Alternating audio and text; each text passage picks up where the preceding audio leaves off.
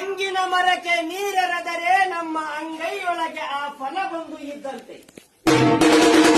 ಗುರು ಲಿಂಗ ಜಂಗಮರ ಸೇವೆಯನ್ನಾಗಲಿ ಅಥವಾ ಅವರವರ ಮನೆತನದ ಕುಲದೇವರ ಪುಣ್ಯ ಕಾರ್ಯಗಳನ್ನಾಗಲಿ ಬೆವರು ಸುರಿಸಿ ಕಷ್ಟಪಟ್ಟು ದುಡಿದು ಸಂಪಾದಿಸಿದಂತಹ ಪವಿತ್ರವಾದಂತಹ ಸಂಪತ್ತಿನಲ್ಲಿ ವಂಚನೆ ಇಲ್ಲದೆ ನಿರ್ವಂಚನೆಯಿಂದ ಆತ್ಮ ಸಾಕ್ಷಿಯಾಗಿ ಇಂತಹ ಪುಣ್ಯ ಕಾರ್ಯಗಳನ್ನು ಮಾಡಿದ್ದಾದರೆ ಅಥವಾ ಮಾಡುವ ಪುಣ್ಯ ಕಾರ್ಯಗಳಿಗೆ ಭಕ್ತಿಯಿಂದ ಕೈ ಎತ್ತಿ ಕಾಣಿಕೆಯನ್ನು ಕೊಟ್ಟದ್ದಾದರೆ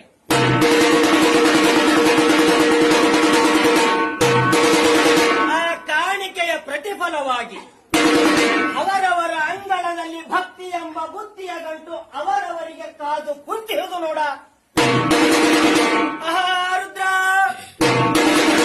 ಗಂಡುಗಲಿ ಶ್ರೀ ವೀರಭದ್ರ ದೇವರು ಉದ್ಭವಿಸಿದ ರೂಪವೆಂತೆಂದುಡಿ. ಹುಟ್ಟಿದಾಗಲೇ ಹೂವಿನ ಕಾಸಿ, ವಿಷ್ಣುಗಾಸಿ, ಬ್ರಹ್ಮಗಾಸಿ, ರುದ್ರಗಾಸಿ, ಭದ್ರಗಾಸಿ, ವೀರಗಾಸಿ. ಮೆಟ್ಟುವ ಹೊನ್ನಿನ ಹಾವಿಗೆ 1000 ಶಿರಸ್ಸು, 3000 ನಯನ.